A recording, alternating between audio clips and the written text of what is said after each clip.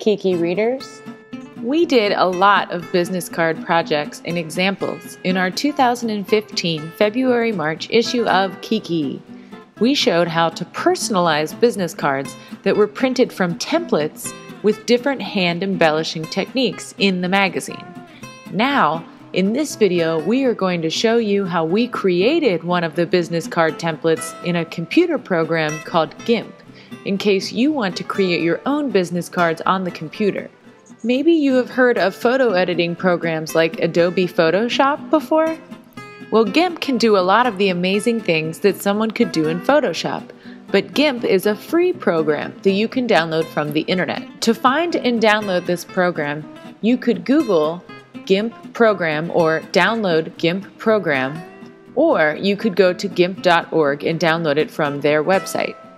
It's probably a good idea to always consult your parents before downloading a program from the internet. Once you have the program downloaded and installed, go ahead and open it. You may want to just go ahead and go to File New and open a blank board and just play around with all the tools and different things in the program to get a sense of the program before you follow this tutorial, so you can get the hang of it. This tutorial is being shot on a Mac computer, but the tools and the commands I use should work in a similar way on a Windows.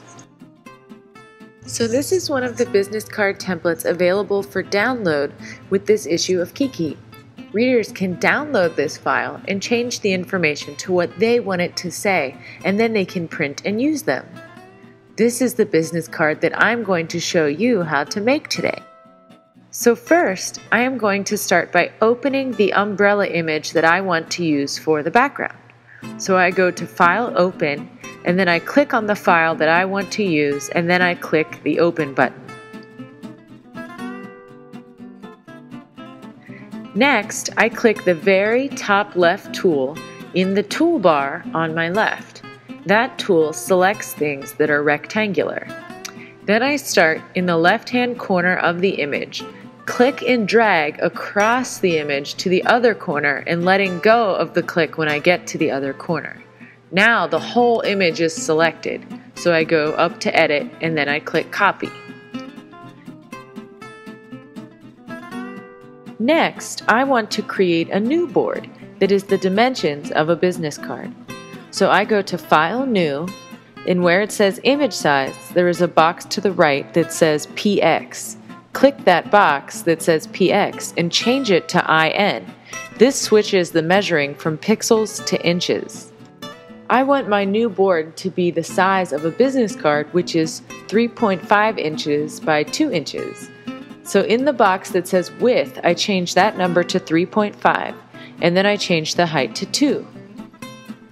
This is the standard size of business cards, but of course, if you would like to design a custom business card that has a completely different size than 2 by 3.5, then go for it. This tutorial is just a starting point. If you research unique business cards, I'm sure you will find all kinds of interesting inspirations for your card. Once your new board is open, go up to Edit and select Paste. This will paste your image onto your new board. But in this case, the image is a lot bigger than my board. So I'm going over to my toolbox again, and if you just hold your mouse over them without clicking, a little box appears that tells you what each tool does. Click on the tool which looks like a cross with arrows on it. This is the Move tool. Then, click on the image, and with your hand still clicked, pull the image down and keep pulling it down until the top left-hand corner of the image is lined up with the top left-hand corner of the board. Then you can let go of your click.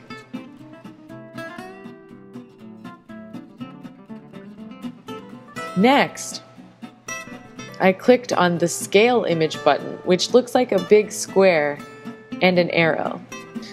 Then I click on the image and a window will pop up to ask you what dimensions you want your image to be.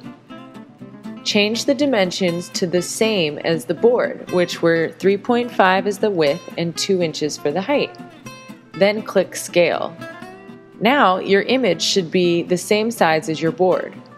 This won't work for every image because it may look squished or distorted when you change the shape of an image. So depending on your image size, you may have to play around with cropping and the scale button to see if you can get it to the 2 by 3.5 size without it looking stretched or strange. You could also just scale an image to a really small size, like the size of a postal stamp, and put that on the corner of your business card, and it won't be the entire background of the business card. That way you can maintain the image if it's not a compatible scaling size for this board. Now we are going to work on the text. I can see that the name Kiki Girl is larger, so I'm going to figure out where I want the text to go on this image. And then I go back over to my toolbox and click on the A button. It looks like a capital A. This is the text tool. Then I click where I want the text to be and I type Kiki Girl, just how I want it. Now I need to change it to look bigger and purple. So I use my cursor to highlight Kiki Girl, and I go over to the box, which is the text options, and I changed the font to Cambria in the font section. I changed the size to 54 so it would be large in the box next to the font options.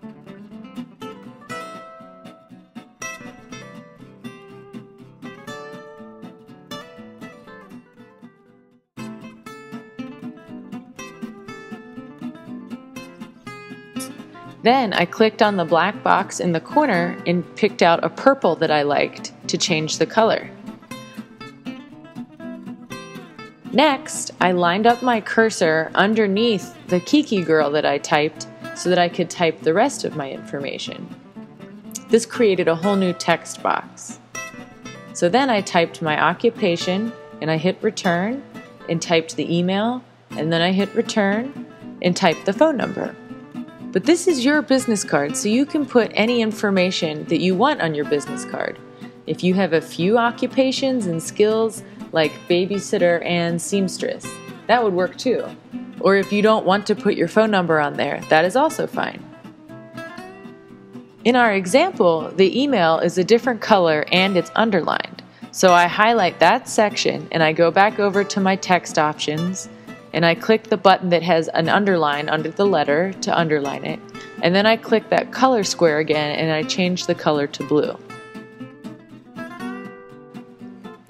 You can resize and move the text by bringing your mouse over to the bottom corner and clicking at the corner and moving it up and down or moving it around. You can have fun trying different sizes and colors and placement of your text. If you don't want to do it exactly like this, that's totally fine.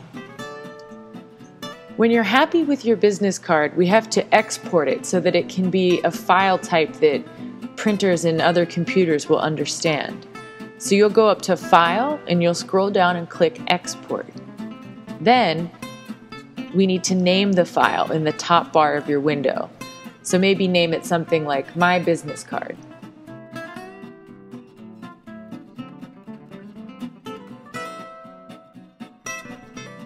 Then you need to pick a place where you want it to be saved.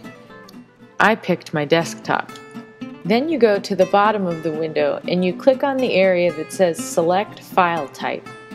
You can save this business card in many different ways.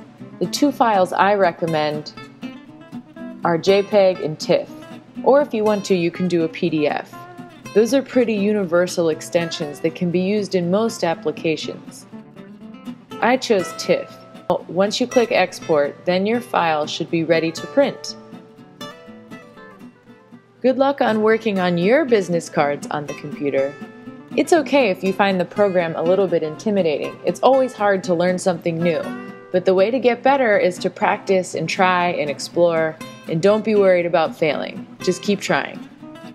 Thanks for watching and have a great day. The end.